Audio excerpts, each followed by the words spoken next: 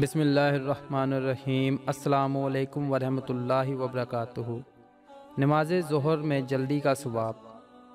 رسول اللہ صلی اللہ علیہ وآلہ وسلم نے فرمایا، اگر لوگوں کو معلوم ہوتا کہ اذان کہنے اور نماز پہلی صف میں پڑھنے سے کتنا ثواب ملتا ہے، پھر اس کے لیے قرعہ ڈالنے کے سوائے اور کوئی چارہ باقی نہ رہتا تو البتہ اس پر قرعہ اندازی ہی کرتے۔